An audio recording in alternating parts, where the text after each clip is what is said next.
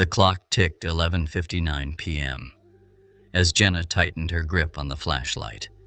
The wind howled through the twisted, leafless trees surrounding the Stull Cemetery, a place whispered about in hushed tones across Kansas. Known as a supposed gateway to hell, the cemetery had become the focus of Jenna's obsession. Tonight, she was determined to uncover the truth. Her fascination began innocently enough, a college project on urban legends. But the more she dug, the darker the stories became. Accounts of unmarked graves, inexplicable disappearances, and the infamous church that supposedly never cast a shadow during the day. Most terrifying of all were the rumors of the devil himself appearing there twice a year, on Halloween and the spring equinox. Jenna dismissed most of it as folklore, yet something gnawed at her curiosity. The accounts shared a chilling consistency. Locals warned her to stay away, claiming the place had a pull that drew people into madness. But Jenna had never been one to scare easily. Armed with a notebook, camera, and stubborn resolve, she ignored the warnings and set out to investigate. The night was unnervingly still, save for the occasional rustle of dry leaves beneath her boots. The ruins of the old church loomed ahead, its skeletal frame barely visible against the starless sky. As she approached, an overwhelming sense of unease washed over her. Her footsteps faltered. The air felt thick, suffocating, as though the cemetery itself was alive and aware of her presence. A low, guttural sound broke the silence. Jenna froze. Her flashlight flickered, casting erratic beams across the gravestones. "It's just the wind," she whispered to herself, though the words felt hollow. She pressed on, her breath shallow. Inside the church, the decay was overwhelming. Walls blackened by time, floorboards splintered and rotting. A crude, upside-down cross was etched into the stone altar. The temperature plummeted, and Jenna's breath puffed out in white clouds. Suddenly, the flashlight went out completely, plunging her into darkness. A faint, rhythmic tapping echoed from the corner. Heart pounding, Jenna fumbled to turn the flashlight back on. When she finally succeeded, the beam landed on a shadowy figure standing motionless by the altar. The figure's head snapped toward her, revealing hollow, glowing eyes. Her scream died in her throat as the figure began to move, slow and deliberate. It didn't walk, it floated. "Leave!" it hissed, the voice distorted and inhuman. Jenna stumbled backward, but the exit seemed impossibly far. As the figure advanced, it raised a skeletal hand pointing directly at her chest. Then everything went black. When Jenna awoke, it was daylight. The church was gone, replaced by an open field. Her camera and notebook were intact, but the footage only showed static, and the notebook's pages were filled with scrawled warnings in her own handwriting. "Don't come back." Jenna couldn't shake the feeling of suffocation, even as she stood in the daylight. The warmth of the sun did little to thaw the cold dread that gripped her. She drove back to her apartment in silence, the hum of her car engine the only sound. Once home, she sat at her desk, staring at the notebook. The words, "Don't come back," seemed etched into her mind as deeply as they were scrawled on the pages. Her first instinct was to destroy the evidence, burn the notebook, delete the corrupted footage. But her curiosity burned hotter. How had her handwriting appeared without her recollection? And the shadowy figure, what was it? Jenna was torn between fear and a need for answers. That night, as she tried to sleep, a series of strange occurrences began. It started with her clock.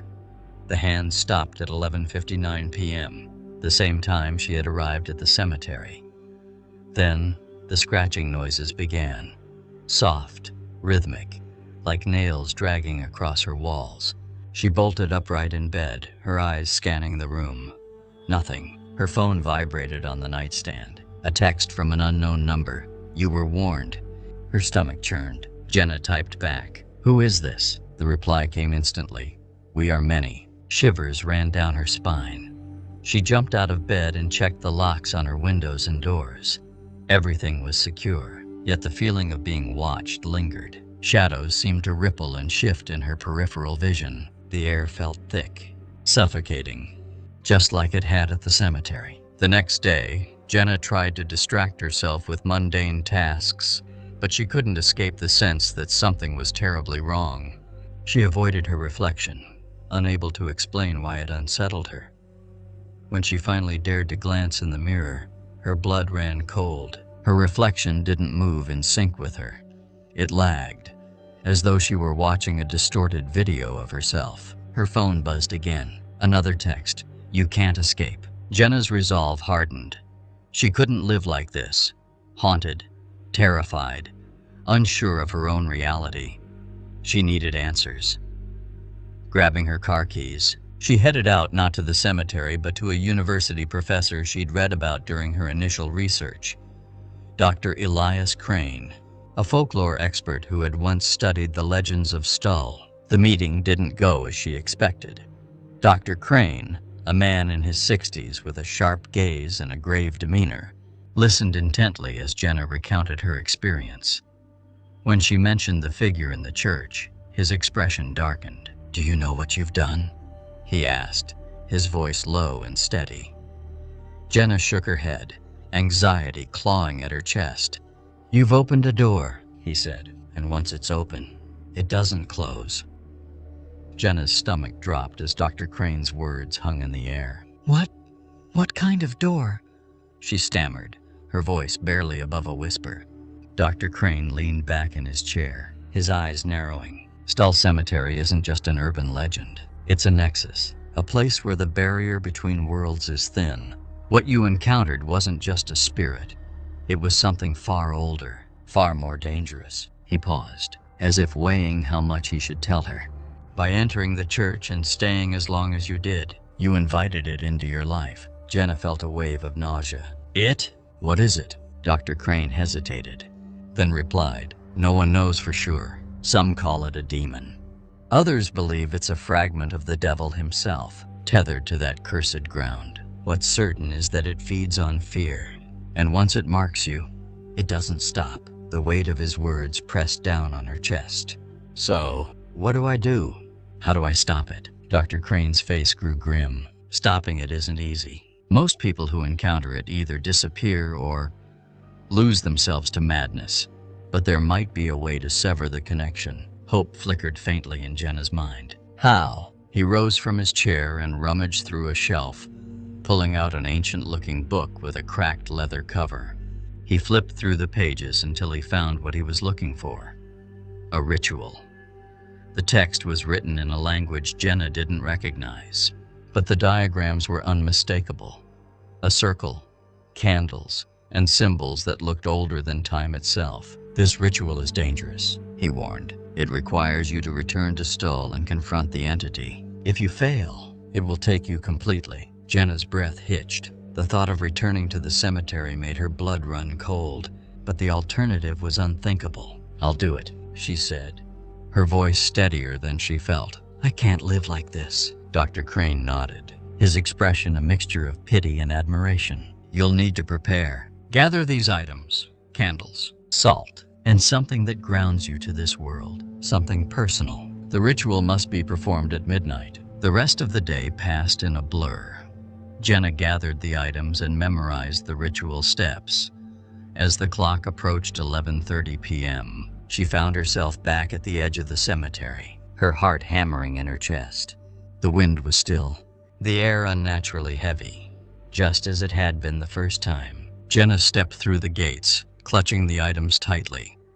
Her flashlight flickered again, but this time, she wasn't surprised.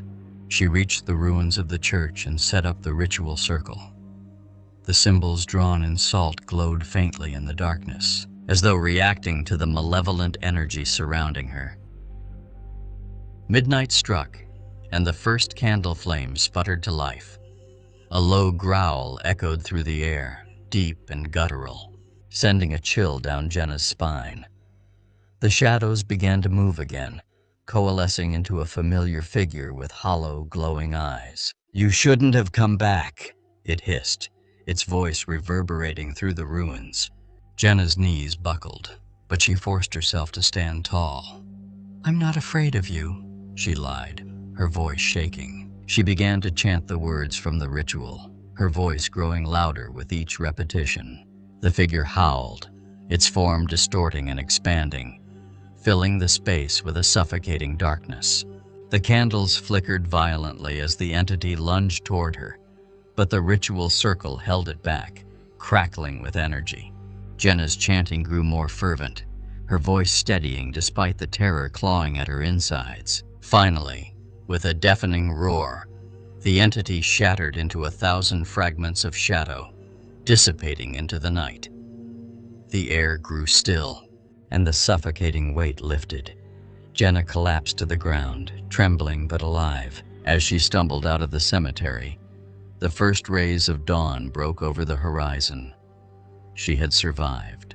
But something told her the door wasn't fully closed. Not yet. Jenna drove home in a daze, her mind replaying the events of the night. She had banished the entity, but the feeling of unease lingered, gnawing at the edges of her thoughts. Exhaustion eventually overcame her, and she collapsed onto her bed without even removing her shoes. Her sleep was far from peaceful. Dreams of shadowy figures and indecipherable whispers filled her mind. She woke with a start, drenched in sweat, the morning light streaming through her window. For a moment, she thought it was over. The ritual had worked. She was free. But as she swung her legs off the bed, she noticed something on the floor. A faint trail of black soot leading from her bedroom door to her bed. Her breath caught in her throat. She bent down to touch it, only for the soot to crumble under her fingers, leaving a dark stain on her skin. The trail led back to the front door. Jenna hesitated, her heart pounding, before following it. She swung the door open cautiously, half expecting to find something sinister waiting for her. But the hallway was empty, eerily silent. Her phone buzzed on the counter, pulling her attention away. A new text lit up the screen from the same unknown number. "Did you think it was that easy?" A wave of nausea hit her. She had done everything right, followed the ritual exactly as instructed. Yet, the message suggested otherwise. Panic began to set in. Jenna grabbed her car keys and headed back to Dr. Crane's office, her knuckles white as she gripped the steering wheel. When she arrived, she found his office door slightly ajar. "Dr. Crane?" she called, her voice echoing in the empty hallway. She pushed the door open and froze. The room was in chaos. Papers scattered, shelves overturned, and in the middle of the desk was a single word scrawled in dark red ink. "Run." Her pulse thundered in her ears. She backed out of the office, bumping into something solid. Turning quickly, she found herself face to face with the janitor, an older man with tired eyes. "Looking for Dr. Crane?" he asked, his voice low. "Yes," Jenna said breathlessly. "Have you seen him?" The janitor shook his head. "He left last night in a hurry. Didn't say where he was going." Jenna thanked him and hurried out of the building. She tried calling Dr. Crane's number, but it went straight to voicemail. As she sat in her car, her mind raced. If the ritual didn't work and Dr. Crane was gone, what was her next move? She didn't have to wait long for an answer. Her phone buzzed again, the same unknown number lighting up the screen. This time, it wasn't a text, it was a video. With trembling hands, Jenna opened it. The footage was grainy and dark, but she recognized the location immediately.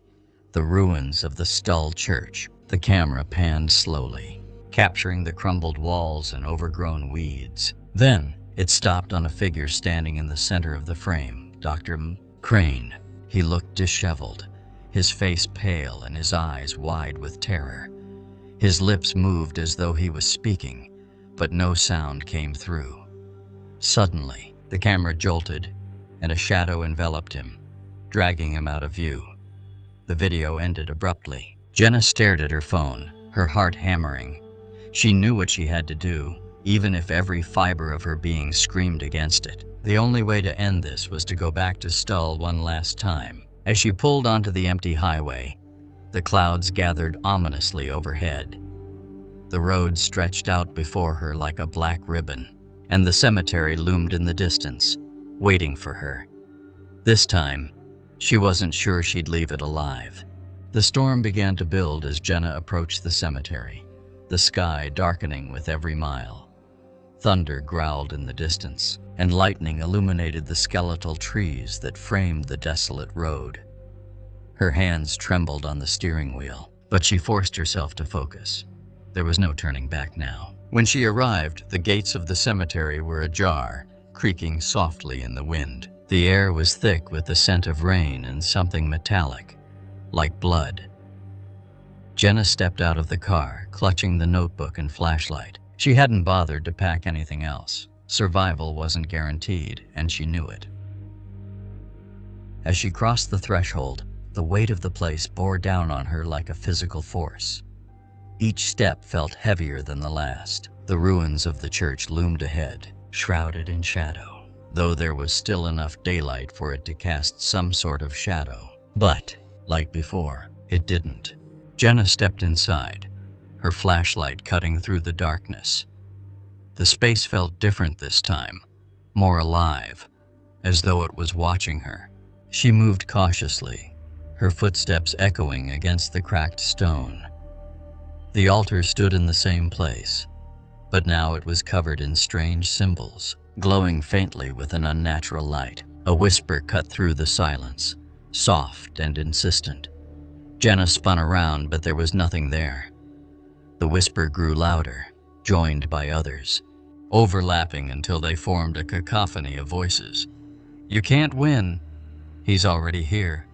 Run while you still can." She clutched the notebook tighter, flipping through its pages for something, anything that could help. Her fingers stopped on a passage she hadn't noticed before, written in the same strange language as the ritual.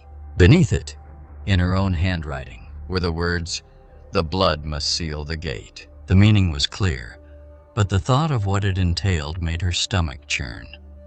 Before she could process it further, the temperature plummeted, and the air became suffocatingly still. The shadows in the room began to ripple and coalesce, forming a towering figure with hollow, glowing eyes. It was the same entity from before, but now it was stronger, more defined. Its presence filled the church, pressing against Jenna's mind like a vice. "You came back," it hissed, its voice reverberating with a bone-deep resonance. "Foolish." Jenna's throat tightened, but she forced herself to speak. "You don't belong here. I'm sending you back." The entity laughed, a sound that was more of a guttural rumble than anything human. "You think you can stop me? This place is mine. And now, so are you." It lunged toward her, but Jenna was ready. She dove behind the altar, pulling a knife from her pocket. Her hands shook as she sliced her palm, blood welling up and dripping onto the glowing symbols. The air crackled with energy, and the voices rose to a deafening pitch. The entity roared, its form flickering and distorting as the symbols absorbed the blood. Jenna began to chant the words from the notebook, her voice rising above the chaos. The ground beneath her feet trembled, and the walls of the church groaned as though they were being torn apart. The entity thrashed violently, its hollow eyes locking onto Jenna. "You can't escape this," it snarled. "Even if you send me back, I'll find you." Jenna didn't stop. The light from the symbols grew brighter, enveloping the entire room. With one final scream, the entity was pulled into the ground, its form disintegrating into ash. The light flared, blinding Jenna, and then everything went silent. When she opened her eyes, she was lying outside the church. The ruins were gone, replaced by an open field. The notebook was still in her hand, but its pages were blank. The ink vanished. She touched her palm, finding the cut healed, as if it had never been there. The storm had passed, leaving the air fresh and still. Jenna stared at the empty field, tears streaming down her face. She was alive. But she knew the scars of that night would never leave her. As she walked back to her car, a single thought echoed in her mind. Was it really over? In the distance, a faint guttural laugh carried on the wind.